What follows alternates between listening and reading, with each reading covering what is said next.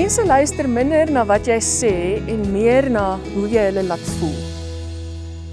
Dis die suiwer en onbesmette godsdiens voor God en die Vader, om na weeskinders en weduwees om te sien in hulle ellende en jouself onbesmet van hierdie wêreld te hou. Jakobus maak dit baie prakties.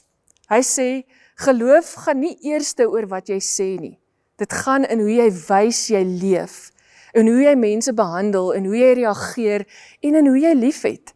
Want is moontlik om baie oor God te praat, maar hart en liefdeloos te wees rondom mense. Dis moontlik om geestelik te klink, maar niemand voel veilig naby jou in jou geselskap nie, en niemand is geliefd rondom jou nie.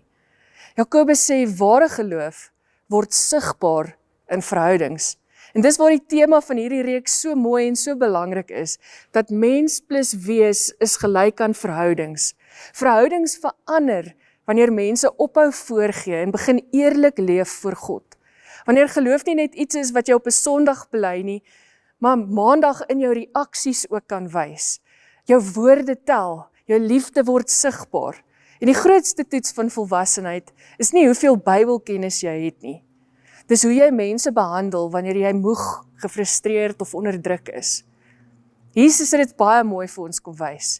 Mense wat deur die samelewing misgekyk is, het veilig gevoel by hom. Kinders, weduwees, sondaars, siekes, buitestanders, hy het hulle raak gesien.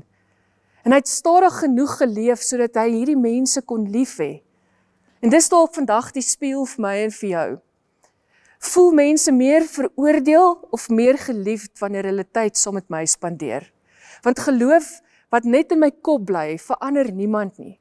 Maar geloof wat liefde word, verander verhoudings. Dit verander mense. Ek wil jou nooi om vandag een persoon te kies, om doelbewus met daardie persoon in gesprek te tree, en met sagtheid in hierdie gesprek te tree, en hulle met jou volle aandag by hulle te wees. Stuur 'n boodskap vir hulle, maak 'n oproep, luister sonder om te oordeel.